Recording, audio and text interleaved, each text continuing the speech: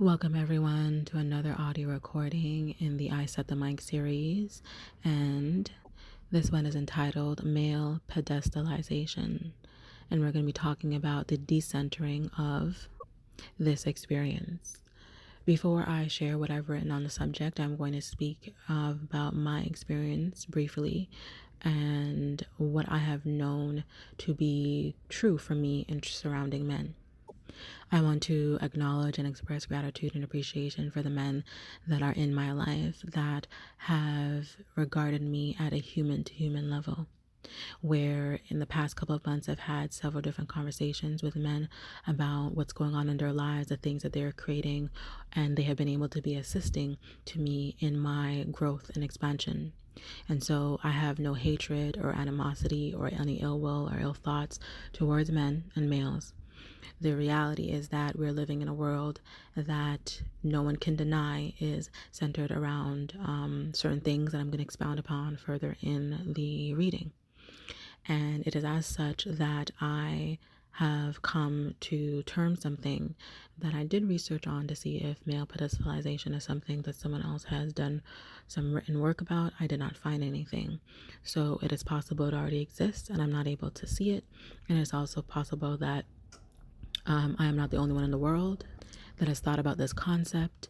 And when I was doing the research, I did find it interesting that I found stuff about women and female pedestalization, but nothing yet about male pedestalization. So I want to express that for those of us that are lesbians, we recognize that there are these pushbacks surrounding that there is this level of hatred and this thing we have going on around with men. And the reality is there's a misunderstanding that, number one, that is the whole purpose of being lesbian, is that men are not at the center of our life.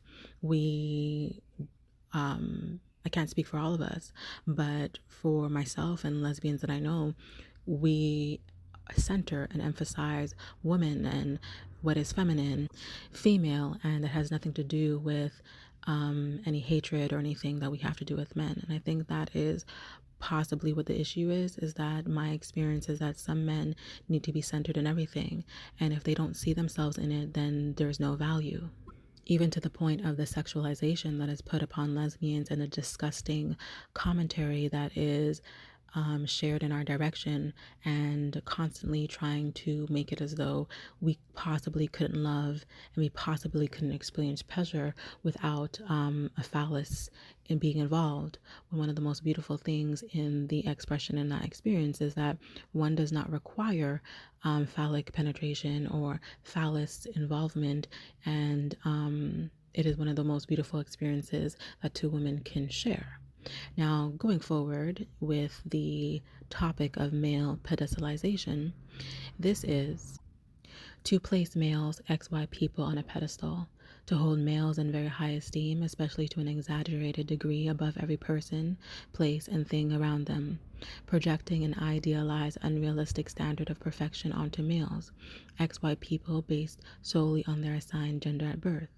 It is allowing males, XY people, and male-centered people to dominate and override the free will, choice, autonomy of others because their gender dictates they are superior in all things.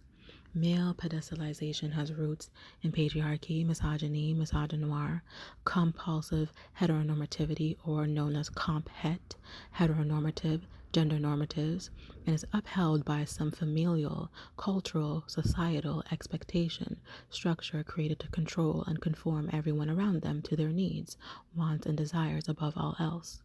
Examples of this is when a country imposes a law that all girl XX babies must be killed to preserve male rulership, and we see today the ramifications of such divisive thinking. Another example is when boy XY children are favored over girls and are groomed to be perpetual servitude to all males as they grow in adulthood.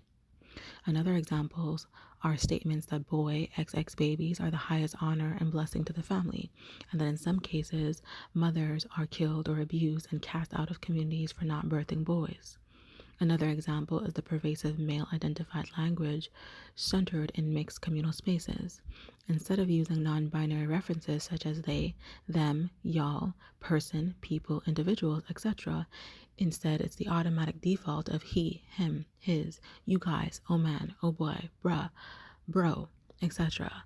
Although there are some religions and spiritual practices that vilify females and pedestalize men as being the creator of all things, as though parthenogenesis and autogenesis is fiction and not reality. Women XX people have always and still are capable of reproducing life without males. Another example is female genital mutilation, refers to all procedures involving partial or total removal of the female external genitalia or other injury to the female genital organs, for non-medical reasons in the preparation for marriage to a man, to preserve her virginity and disconnect her from pleasure in her own body, because sex is misconstrued that it serves only for females to please males and produce children. Note, I say females because some men also marry girls before they are 18, 21 years old. FGM is a violation of girls, women's, XX people's human rights. Some people are now, in response to the harm, violence, and abuse of trauma of male pedestalization, are now decentering men, which is a practice for which notice how often you've opted out of being the main character in your life to be a man's side or background character. This means that you examine all of the conscious and unconscious ways you place men, XY people, above your own needs and fullness, all the ways you dwindled yourself, held off, stopped your pleasure, did not pursue a task, nor reach a goal. Decentering necessitates deliberate emotional detachment from the intense feelings and thoughts entwined with the person in question. This detachment doesn't imply suppressing emotions, but rather observing them with a certain level of objectivity. Amplifying duality, balance, and oneness is another solution, as it reminds us all that none of us are separate or better than the other. We are creation of source, love, cosmic energy, and that frequency is healing, regenerative, transmuting the gender war into peace, clarity, and collective power. I want to also add this.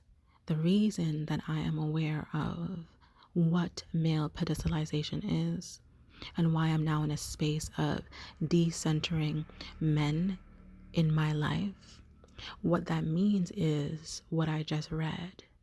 I used to be a woman, a child, a girl who used to put at the center men and males, boys. I used to be so caught up in what they thought of me, what they were saying to me. I required their presence. Everything I did was in function to be in servitude and to be the best Black Jamaican woman that I could be. I wanted to be chosen. I wanted to be accepted. And I felt that my purpose and my value was in alignment with a man. That if a man did not choose me to be his wife and to be the mother of his child, I was nothing. I was nobody. And even in platonic experiences, I always defaulted to, well, this is a man. The man must know, because the man is the leader, the man is the protector, the man is the provider. I did not have, growing up, full holistic examples of indigeneity and in different cultures of how human to humans existed in a collective communal way where it was not about the gender and that one wasn't above the other, or the experience of more matriarchal experiences where women were the lead, Oman run things. And for me, it is my understanding about how a lot of things are. That is my nature to be proud and to be happy that I am woman, that I was born female, that I chose this body, I chose this experience, I chose this time. And so I'm not pushing back on who males are, what men represent in this world. I am simply pointing out the patriarchy and the things that are not working, where some men are imposing certain ideals upon the entire world, and it is harmful. I'll also share that recently I had an experience where I was in the store and I could not reach something at the top of a shelf. a man was passing by and he asked if he could assist to help me to get it down. And I said yes. I received the items from off the shelf after he handed them to me, and I said thank you. I was in appreciation and gratitude. We both went our separate ways. He did not impose his madness onto me. He did not flirt or try to do anything that made me uncomfortable. So these are examples where I experience in my life many experiences where when I am around men, I feel like we're having a human to human interaction. No different than me being a human, seeing that someone is in need of help, and if I can help them, I will help them.